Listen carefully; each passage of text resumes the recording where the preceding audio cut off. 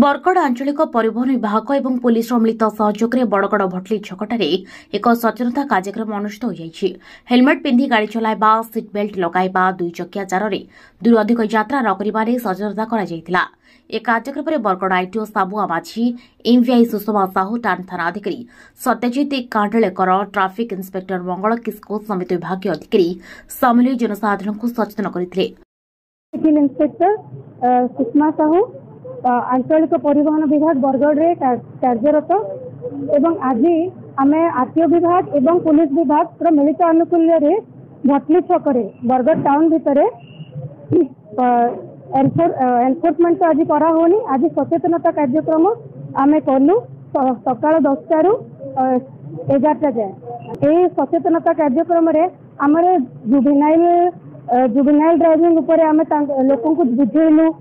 बिना हेलमेट और बिना सीट बेल्ट रे जीवन ना कि दूर अधिक लोक मोटरसाइकिल रे बसे कि नियंतु नहीं बोली लोक को आम सचेतनता कलु एवं लिफलेट बांटिलु लोक जो मैंने हेलमेट पिंधुले फुल देकी संबर्धना जनइलु एवं एनकरेज कलु जो मैंने हेलमेट पिंधु ना फुल देलु पॉजिटिव क्रिटिसिजम कलु एवं एनकरेज कलु कि आगामी टाइम रे हेलमेट पिंधु। बरगड़ सत्यजित दास रिपोर्ट हिरांचल लाइव।